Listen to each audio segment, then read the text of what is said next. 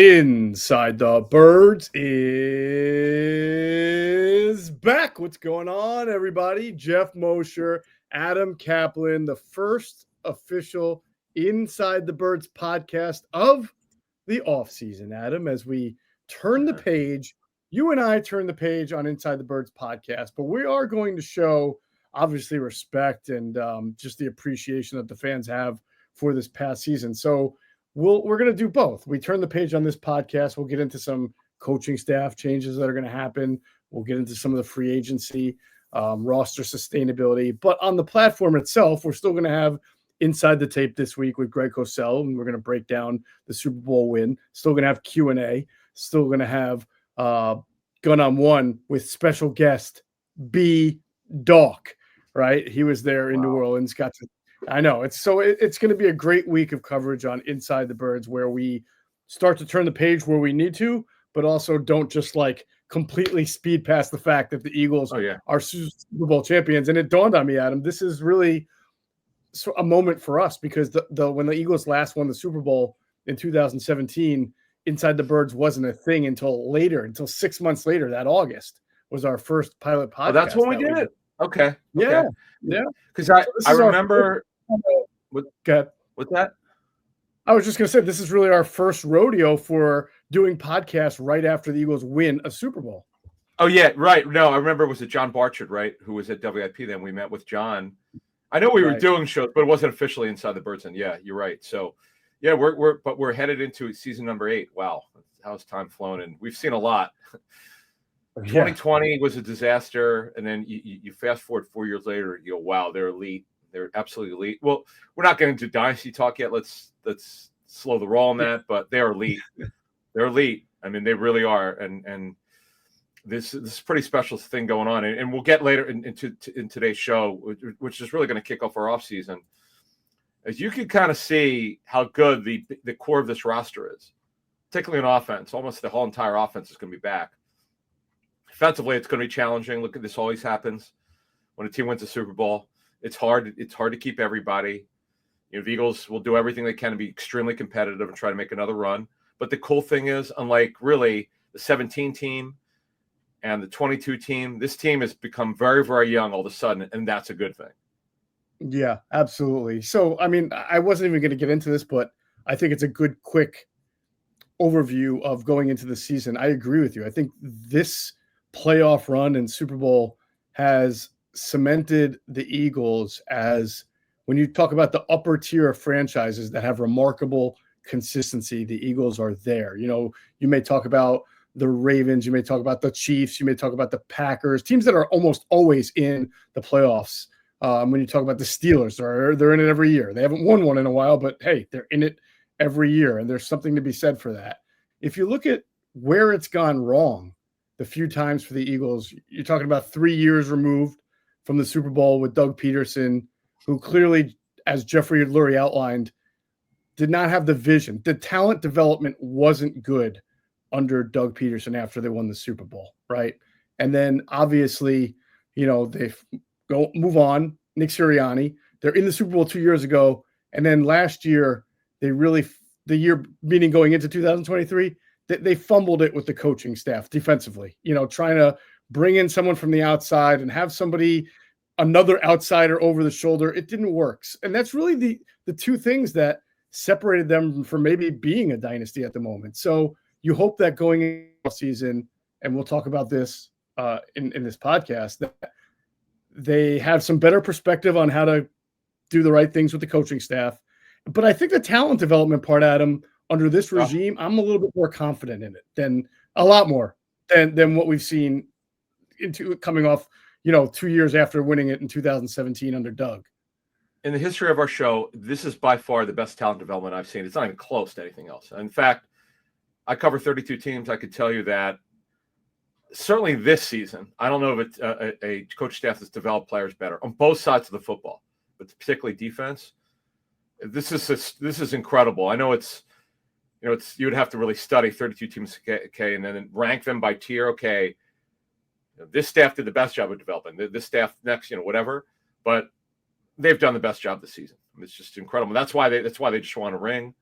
In addition to everything else they've done, that's great. And The general manager is the architect. Howie Roseman has done a phenomenal job. He's the thing that Howie's done such a good job of is understanding what works and doesn't work from a character standpoint. We beat the Eagles up over the bad character of the team over the years. It's when it was bad, when we called it out, when it was really the 2020 receiver room was terrible.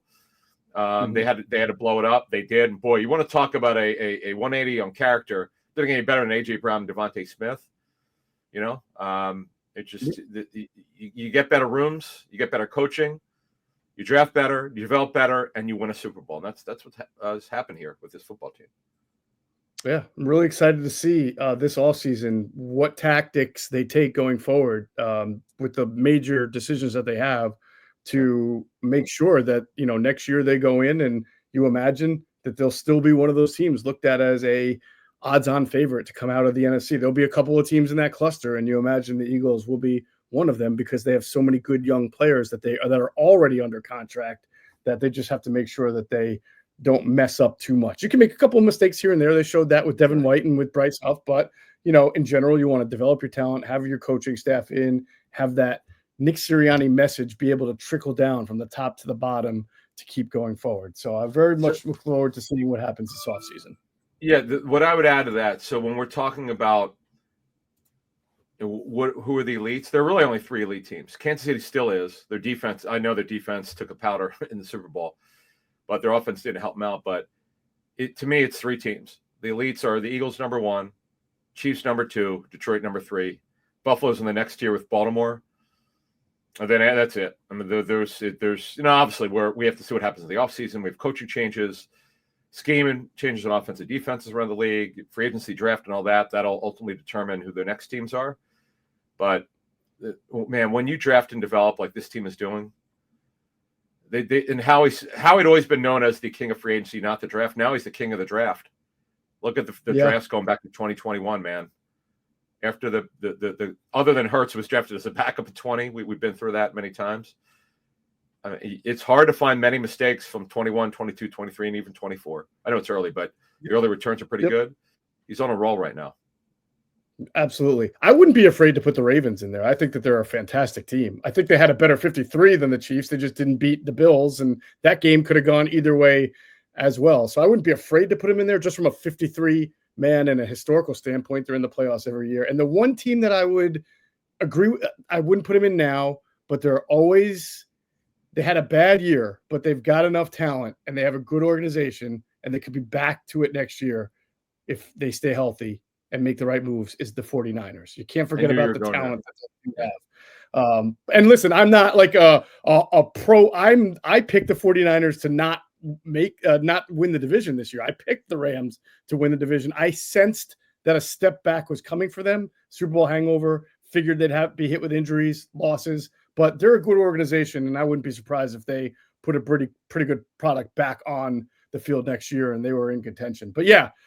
Really look forward to just in general, this NFL offseason is going to be very, very interesting. Wanted to also remind people we've had a bunch of Patreon people just either come back or become new Patreon customers. We want to welcome all of our new Patreon customers. We will continue doing things in the off season. Greg Cosell, we're doing one last Ask Greg Cosell, but then we're going to get him on the draft. So we'll be doing stuff for our Patreon platform, and we'll also be adding to the mainstream platform. We're just not ready to come out and say everything yet. We're still figuring some things out, but we have some excellent ideas, I'd like to say, Adam, headed into the offseason of some new things that we're going to bring to both platforms. So remember, it's patreon.com/InsideTheBirds to sign up. And I do want to thank one person who came up to me at the airport on the way out to New Orleans. I forgot to tell you about this. His name was Izel.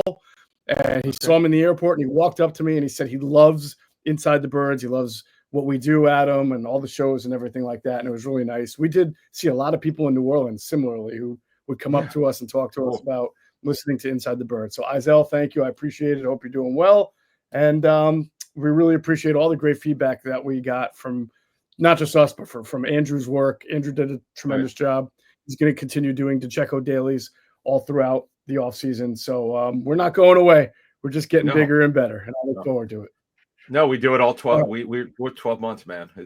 You can't. It's the NFL. I mean, when we get to June, things slow down a little bit because there's once OTAs are over, there's no football for 6 weeks. But no, we're starting free agency on Monday. Our Monday morning show that it starts. So yeah, in fact, we'll have a couple notes here.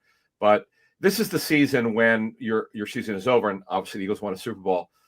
That there are going to be coaching changes, and there are going to be some guys moving on who are for better jobs. Obviously, Kellen Moore's, everybody knows about that by now, but there could be some other guys going with Kellen. All right, well, let's get into that. The staff changes and what we know. Before we do that, let's pause and hear a word from our friends at Sky Motor Cars. Sky Motor Cars in Westchester is a different sort of dealership. All it takes is one look at their Highline pre-owned vehicles that people all over the country want and need. Owner Brett Schulter, make sure you don't spend a dime of your money before you purchase the car.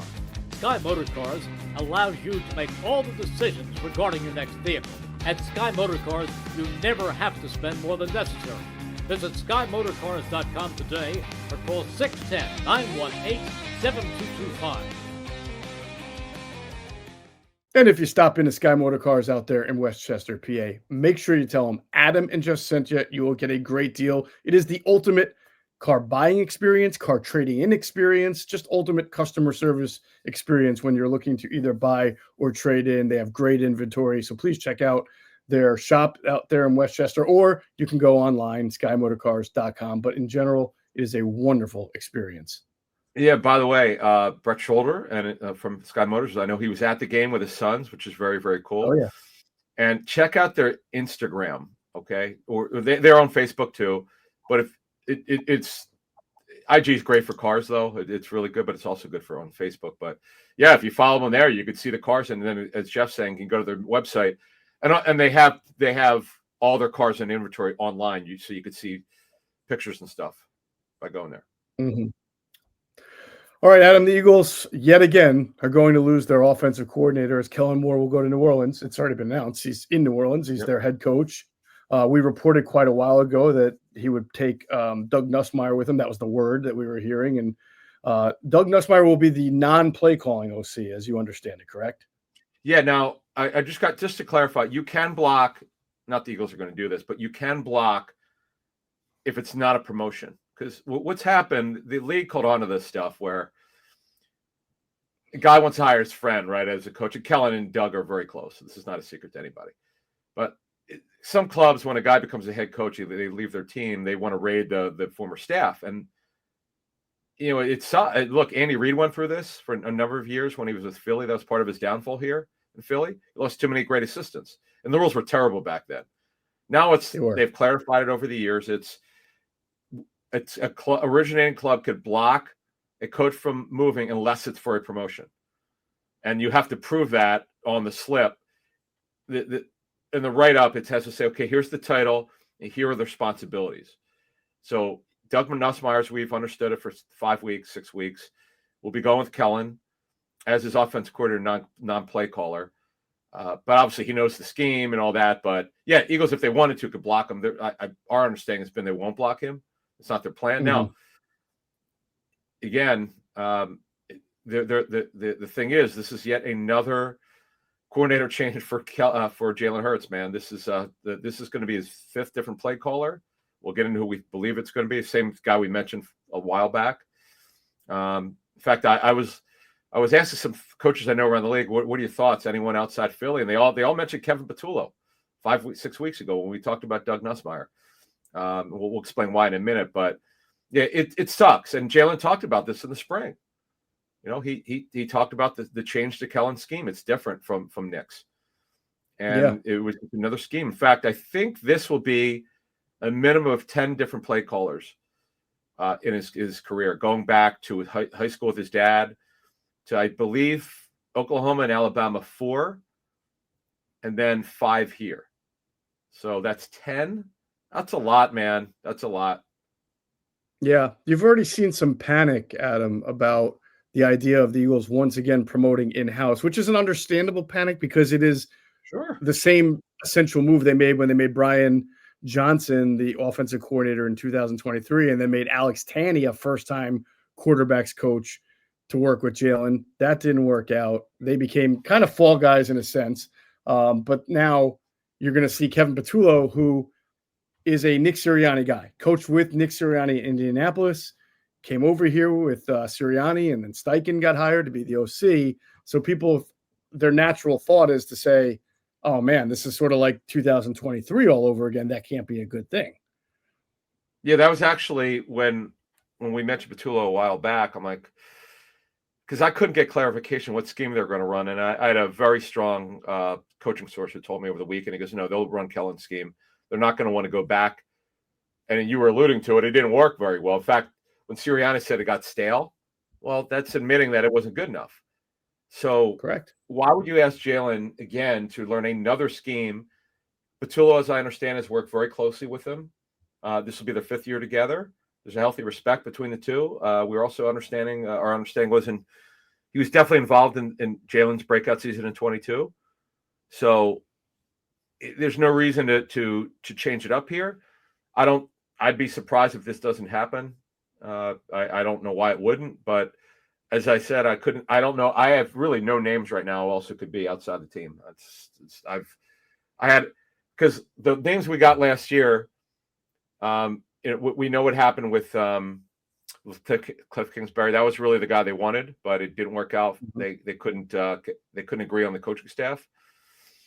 And then Kellen they liked. He interviewed when Nick interviewed Sirianni did for the head coaching job, so they knew Kellen very well. Worked out pretty darn well. And I think and you saw the Pittsburgh game. That was Jalen's best game of the season. In fact, I would argue that game was better than any game in terms of a level of difficulty of throw. That was a big time NFL game for him. Like that was one of the better games that any quarterback has played this season. We've talked about it. Most people that don't follow the Eagles don't know that, but Jalen graded out very well in that game. So that's it. I don't know that there would be anyone else who could do this. Now the question would be, and this is another thing I struggle with. Well, if it's Patullo getting promoted, who's the quarterback's coach with Doug Nussmeier moving on? That's a great question, and it becomes an issue. It becomes an issue for both. When you win a Super Bowl and you play all the way up into the second weekend of February, your challenge is that all of the major moves have been made. A lot of people who are the good names in the industry, so some aren't, but some get jobs anyway, already get hired, and then other guys are locked in. So it's very hard for coaches to get. It's going to be hard for Kellen Moore in New Orleans to get maybe his ideal staff together in year one, and it's going to be hard for the Eagles now to go outside, which is why Patullo makes sense to be their OC. If you remember when the Eagles won the Super Bowl in 2017, Adam, they faced the same issue because Reich and DiFilippo both then left, right? I mean, I think Frank became the surprise head coach after McDaniels backed out, right? And so what they did was they made Mike Groh, they elevated him to offensive coordinator from wide receivers coach, right? Correct. Yep. And then they went and had to go find a wide receivers coach, and I don't think that worked out very well. I think they took from the college ranks. Is that what they did? Gunter Brewer, yes. Gunter Brewer, right. And it didn't work out well. No, so not at all. Listen, it's the price you pay for winning the Super Bowl. You'll pay it every single time, but it's definitely something to focus on. A lot of teams will have a quality control coach who they like they had Alex Tanney years ago, and they promoted Alex Tanney from quality control to quarterbacks coach. That obviously didn't work out last year, and they moved on. So we'll have to see if there's somebody that the Eagles see within the organization or outside that they've kept an eye on that they may bring in for it. That's just, at this point, it's hard to say. Yeah, it's too bad that they didn't keep Alex Tanney. Maybe it was just a look because he retired only a couple years before that. He's now the Colts passing game coordinator. Man, it's too bad that they didn't keep him and let him grow as a coach. I understood why they, the thought was around when they made the decision he wouldn't be coming back. What's comical is they actually 2 years ago, they actually either blocked him or told him that they would block him if he left, I was told at that point. So now he's not here, and they don't have that guy. Now, we'll see. We'll see what they do. I mean, they could do what Josh McDaniels did with New England. Josh McDaniels coached the quarter. He had the dual role of OC and quarterbacks coach because Belichick Like his father at Naval Academy wanted small really small coaching staffs. So we'll see what they do. But going back to the Eagles here, yeah, it's not easy. It's a shame that it's no one's fault. It's just the way it's the price you pay when you're great. Sometimes as you outlined very well, it's late in the season. Teams could block guys from leaving. I don't know. It's a tough call of how they'll do that. It's worked out for Andy and Kansas City. It seems like every time he loses a guy, right, there was a former guy that got fired or was available to, like Nagy, you get to bring him back, or you lose Kafka, right? They got to bring Spags back when or bring Spags there when they moved on from Sutton. So it's worked out for them. Now Vic Fangio is going to stay, so that's a good thing for the Eagles. He ain't going anywhere. You do have to wonder if Kellen will have his eyes on, again, because it's going to be tough for him to just get anybody that he wants. Does he want to bring over anybody from the Eagles defensive staff? There are a couple of young guys there that have really, made a name for themselves, especially in the secondary with Christian Parker there. Now, go through the blocking. How would the blocking then they could look, unless they were going to make him coordinator with calling the plays, the Eagles could block him. Now, the Eagles they're kind of like, just talking to coaching agents and so forth. They're more often than not, they don't block, but they've blocked. They blocked DiFilippo from going to the Jets. Jeffrey did. He actually got involved in that one. And then they've blocked coaches over the years. In fact, or they've put it out there that if you put the slip, we're not gonna let the guy leave. So I might have talked about this before. I think I did. Whenever Frank Reich became the Panthers' head coach, 2 years ago, was it? Yeah. Because he got fired before the end of his first year, I think, if I'm not mistaken. He actually wanted to bring Stout as his OC, but the Eagles never would allow that to happen because they knew he wouldn't be the head. He would not be calling plays. So that would have been there been no fly zone. Nope, you're not doing that, kind of thing. I would have loved to heard the conversation and how hard whoever was on the phone from the Eagles was laughing at that request. Like, come on. I don't know. Well, again, I don't think they've ever put it in because the word got out in coaching. A couple coaches who I know from around the league told me that, they had the same story that Frank wanted to bring Geoff, but word got out to the Panthers that if you put a slip in, it ain't going to happen. So, remember, in fact, we reported this at the time. They wanted Brian Johnson.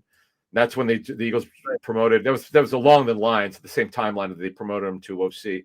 OC without a net. They didn't announce it till later, but the Eagles, from what we understood, they were aware that the Panthers had an eye on him to be their offensive coordinator. So, hey, bottom line is, as we move forward here, that it's more change. More change for Hurts. It is what it is, but the guy just won Super Bowl MVP, so he's been able to handle it.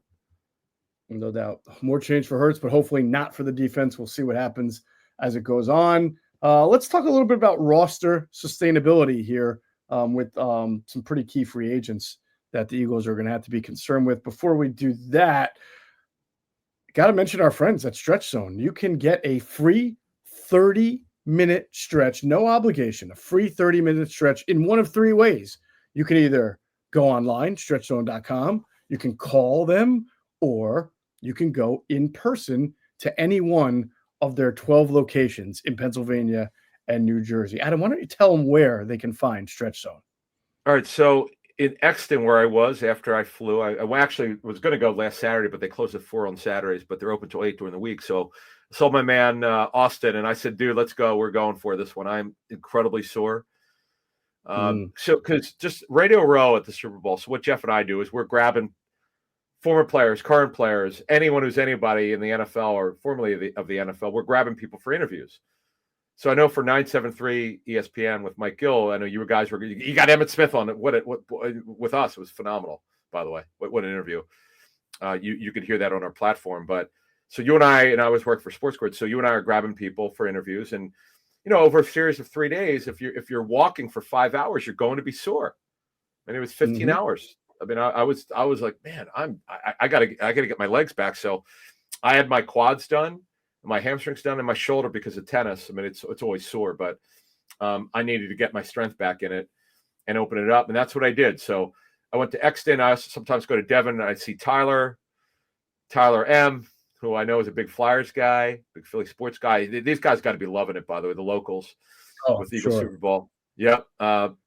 My man Jared in Haverford. I haven't seen Jared in a while. I need to get back there, right across the street from Suburban Square, South Philly near Graduate Hospital and 25th and Washington, Montgomery County, where I grew up, in Elkins Park. That's, by the way, that's one of their newer ones in Yorktown Plaza, Upper Dublin and Dresher area, and the Promenade at Upper Dublin off 611. Feasterville and Lower Southampton Village. Boy, it's funny, in Montgomery County, all these places, all these shops for stretch zone, sort of their centerpiece is 611 for those of us who grew up in that area, Aldrich Road. Mm-hmm. New Jersey, near you. Now, are you going to go to the Cherry Hill one this week or soon, hopefully? Yeah, I'm about to make another appointment. I got to get back in there. Yep. Get loose, because I know you're a runner, not Laura. We're going to get that. Yeah. Go ahead. What are you going to say? I said I'm definitely in need of some stretching out after the flights and the radio row being sandwiched into those seats. Yeah. Yeah, and the food, man. God, I put 5 pounds in, I think, last week. But ate well, though. Mount Laurel, Senator Square, Wegmans, Franklin Lakes, Franklin Ave, Northfield, Tilton Road in Princeton, Nassau Park Pavilion. See our friends at Stretch Zone. We love having those guys. All our sponsors, by the way. Thank all of them. You mentioned Sky Motor Cars. Green Lawn Fertilizing was with us during the playoffs. We love those guys. My wife and I use them. So I'm sure they don't even know that until they heard me say it. It's true. We've used them in the past quite a bit. But DraftKings, everybody else. I mean, our list of sponsors, and you mentioned Patreon. I just want to mention that for a second. We're heavily indebted to everyone's support. It's been overwhelming, man. Obviously we got to thank Howie Roseman and Nick Sirianni and the players for winning the Super Bowl. That helps us out. You know, the run that they've been on, it's been good for everybody's business. Television, radio, locally, all the stations. I'm sure they benefited, especially WIP being a flagship partner. But this is great. We're happy for everybody. Absolutely. And I do want to thank, I meant to mention this at the top of the show. We've received several, and sometimes we don't see it until it pops up while we're looking, but we've received several tips. People have watched our videos and tipped us. And we see it during the live streams, but sometimes people even do it for just our recorded shows that go up on the platform. So just want to thank everybody. We appreciate it. If you're listening, it really does help us, bring in more talent. So we appreciate any tips that you're able to give us, and even subscribes and likes on the YouTube channel and the podcast. Yep. The more you do that, the better work we can do. So we thank you for that. Let us talk about sustaining this roster. So I know a lot of people are worried. There are some really big name guys, whether it's Milton Williams or Zach Bond, Josh Sweat. There are key free agents, but Adam, the Eagles have a good nucleus. And I think, people have to remember that there's a strong nucleus from very good drafting over the last few years. So you can't keep everybody. We'll see who they can. And we'll get into that, like you said, next week when we really hit free agency hard. But nothing's going to happen to me. First of all, I don't think the Eagles are going to completely let every single free agent go. That's never no chance in health. Jeffrey Lurie's going to right. No way. Right. But even if they struggle to bring back the guys that everybody, I still think they're going to be a good team with a strong nucleus. And then Howie's always got the draft, the trade market. Yeah. I mean, you got to give the guy the benefit of the doubt a little bit here on what he's been able to do to compensate for guys that they've lost. Remember, they let Javon Hargrave walk, and he was great. Right. But they had guys, and then they would wind up drafting Jalen Carter. So they'll have a plan. It's a great point. That is a really good point with Hargrave, man, making $21 million a year. Holy smokes. Yeah. That, by the way, Milton Williams is a better football player. That's the funny thing about all this. That's I think a strong statement. But he is. Let me tell you. You mean like right now? Because Hargrave was a double-digit sack guy. He was. But I said a better football player. I didn't say a better pass rusher. That's why I was asking. Yeah. He is. I know we know Greg Cosell. Everyone who watches our show knows this. Greg has loved this guy since he was actually before he was a rookie at Louisiana Tech. But I've now at least a half a dozen personnel people I know around the league because they're already on this because it's their job. But they all love Milton Williams. I didn't ask what their grades were. I don't know how they have him ranked yet. I haven't got to that point. I just got opinions. The guy really has no weakness. And funny because we were really worried about his size, lack of height, arm length. It ain't a problem. It's not really long height, it's more arm length. But I would bet. Now again, I want to make this clear. This is game to game.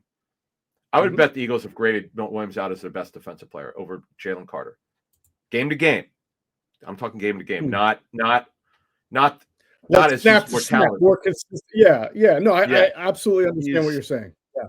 That's it. Yeah, I If just want to not, make that it's clear. close. People jump. Right. And if not, it's close. It's close. Yes. And I agree Yes. with you. His run defense is far better than there were times I remember you and I and Greg Cosell would go through and say, yes, Hargrave had 2 or 3 sacks this game, but once they struggled in run defense at times during his tenure, and you would see those double teams. He would get driven back. Even Fletcher Cox, we would say, hey, he could have done a better job fighting through that. These two guys, they fight through every. Got to give Clint Hurt a lot of credit. These two guys do not get pushed back in run defense at all. So it's a great point by you. Yeah, Milton Williams is a special football player. I'm kind of blown away and using your famous phrase, 2 things could be true. Tom Donahoe was right about Lee McNeil. He got a big contract extension with Detroit, and Milton Williams, it was Howie's call, and he nailed that pick, man. We'll see. We'll see what this deal looks like when it gets done, wherever he goes. I know of an AFC team already. I already talked. There was one team in particular told me what they said they'll definitely be in on Milton Williams. They don't know if I have no idea if they've talked to the agent yet, but because they think he's got like I don't know what he had sack wise, 5 sacks. It was 5 sacks, but he had far more hurries but they had the pressure numbers are really good. But because his tape is just incredible, it really is. He's so explosive. Really, yeah, exactly. Explosive, high character kid, energy, passion for the game. I love what I don't have his quotes after the game. He had some great stuff he said after the game, being interviewed on the field. This is the epitome of Howie Roseman the last 4 years. Like these guys you mentioned earlier, it was a good point. They're all getting developed, and it's part of why Howie's gotten it right. Look at the character of the players he's drafted. I mean, I know Carter had his off the field stuff. Everyone knows about it. But Carter has gotten his bleep together here. His effort is great. Milt Williams is a tremendous football player. Zach Bond, high character guy. Sweaty got his act together. He had a great year. Good guy off the field. We're just talking about, he had to get his game back, and it was. Gardner Johnson, Nick Sirianni talked. They brought him back. Sirianni talked glowingly about him. He really likes Gardner Johnson as a guy because of the passion that he brings. CJ's aware of, CJ went on record talking. He talked about what happened against Washington. That can't happen. Sign of growth. Mitchell DeJean, high character. Mailata, Smitty, AJ, Lane. Obviously, everybody knows. Jalen obviously knows. Barkley doesn't get any better than that. Look at the level of the locker room as I just went through this. Holy smokes! Unbelievable locker room. Character. Unbelievable. Yeah, great character, great team. I mean, that's why they're Nolan champions. Smith, good dude. Yeah, and Kobe, great guy. Slay a leader. It's all good. So the guys we'll focus on from a free agency standpoint: Milton Williams, Josh Sweat, you mentioned. Brandon Graham is an interesting one because he refuses to say that was his last game. And you've made this point, and I have to accentuate it. That before he got hurt in that Rams game, you can make an argument. Not only was he having the best game for an edge that day, but the best season of all the edges to that point early in the season. Nolan Smith and Sweat definitely picked it up, but Brandon Graham was playing. It's not a question of performance. He was still playing like a starting edge, and a lot of guys retire because they think they start to lose it. If Brandon Graham looks in the mirror and says, my left arm's feeling good, he can look in his mirror and say, if they don't bring back Sweat, especially, then he's the best edge on the team. Why not come back? What he's doing, folks. Okay. And it's funny you bring this up because I was thinking about this when I was flying back Saturday. So guys who play at 30, he turns 37 in June. Wow. Long snappers, quarterbacks, punters, and kickers. That's it. Those are the guys who play into the late 30s. This is unheard of. And as you just mentioned, when you get to be like 34, 35, you've been beat up physically in the trenches. He's a D lineman. Though he's more of a stand-up pass rusher in the scheme. But when you really look at it, what he's doing is ridiculous. And in that Rams game, in Week 12 when he got hurt, he was like literally unstoppable. I'd have to ask someone. It was one of the best games they've seen from him in years. And by the way, he clearly beat out Nolan Smith for the third edge rusher role. Wasn't even competition in training camp. Nolan was. Yeah. I know Nolan had a great turnaround. after the season started, or around weeks 5 or 6. But you're absolutely right. But I do, as someone we all care about, BG. I like what he said after the game. If he retires going out on top. Played well. He 13 snaps. He looked healthy enough, healthy as he could be. He had an excellent season when he played. He's still a stud. To me, man, at this point, I'd love him to walk away as a champion and having his health. You always worry about people. It would be like in another sport playing into your mid-40s. Like you're always worried about guys going to get a really bad injury.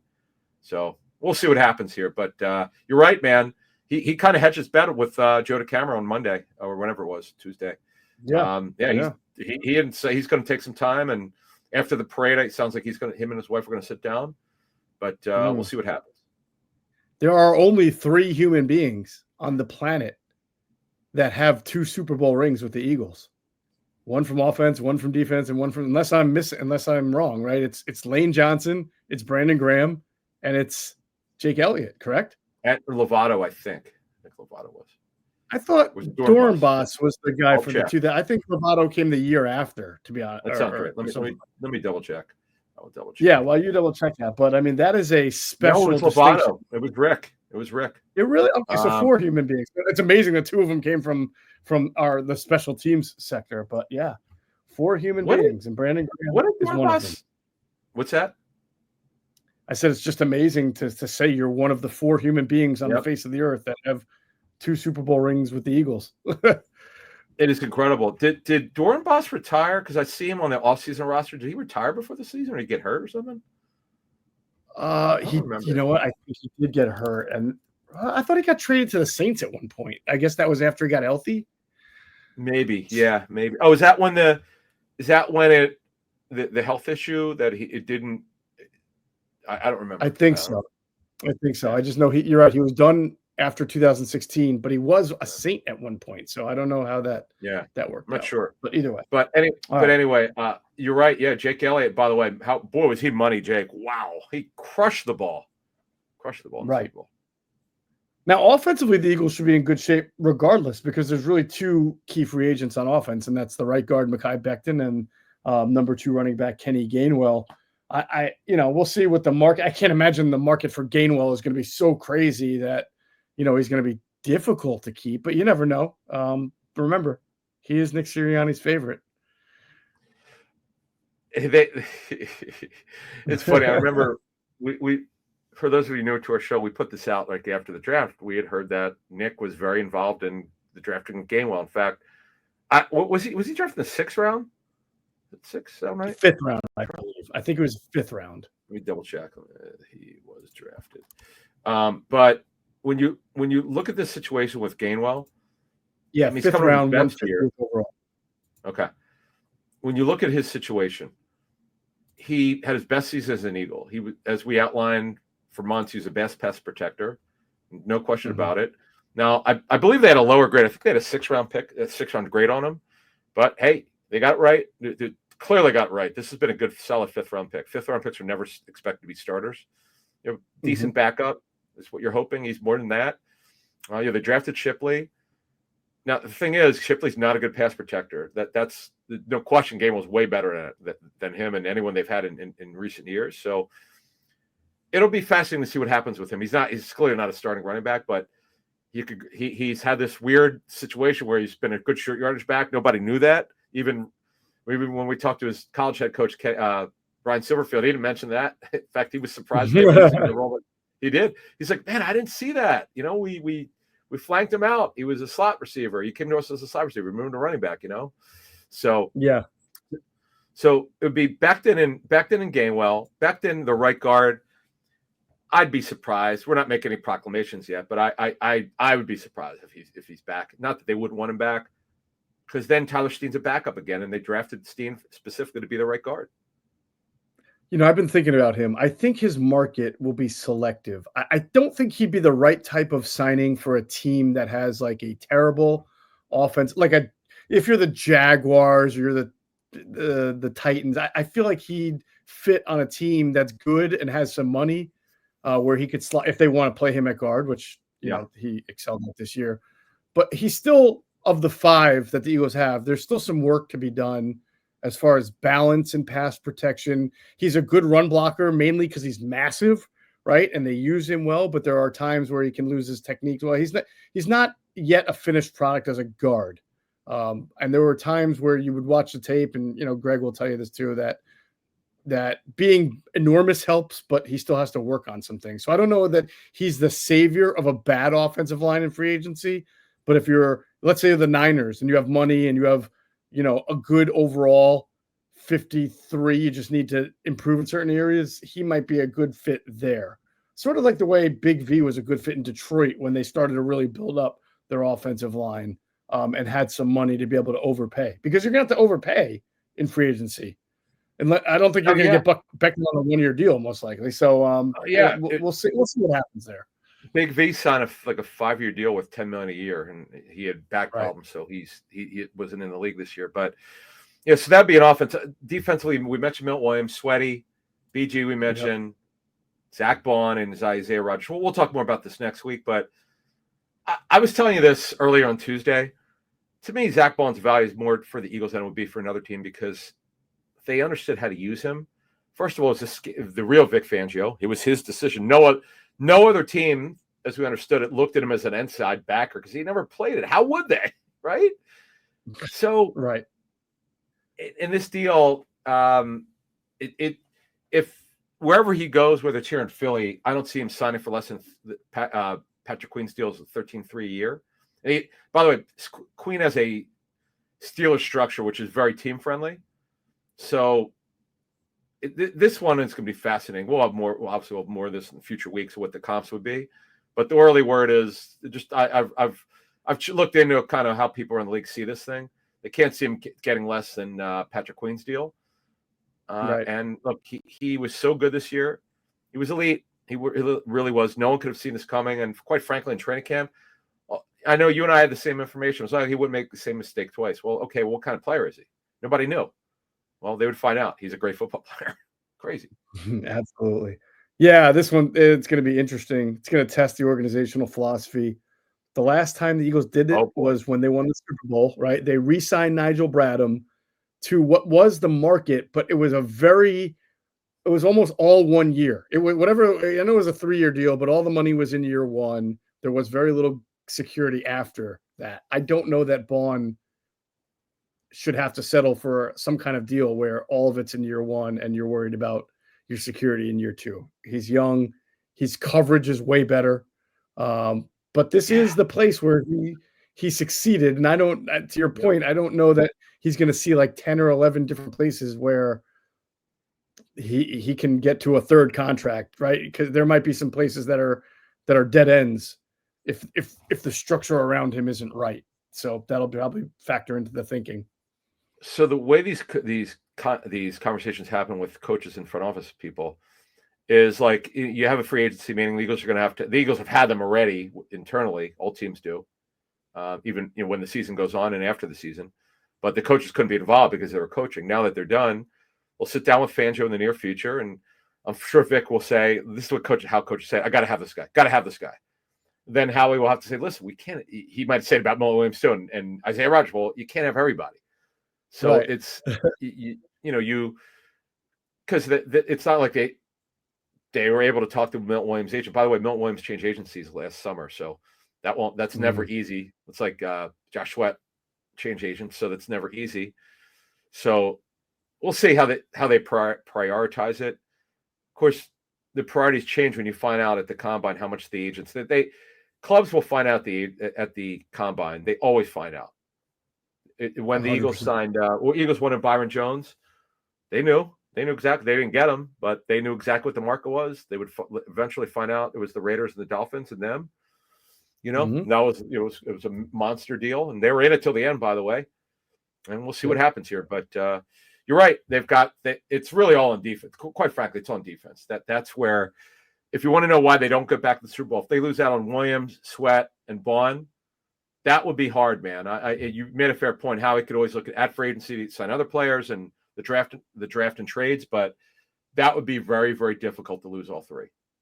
Yeah, it'd be funny if Howie walks into Vic's office and says, "Hey, Vic, are there any other any good special teamer guys, hybrid guys around the league that you had your eye on that you think you can now recreate into the next Zach Bond? Is there some dude, some random guy that you're going to make into an All-Pro? Because that would really Is help there a rando guy, right? You could, yeah, it could be a first team All-Pro that I didn't notice. None of us in our pro department or any other coach who watched you do it tape with 3 us. years in a row. You did it with Van Ginkel. You did it with Bond. Can you do it with somebody else now? It is really amazing. What's that?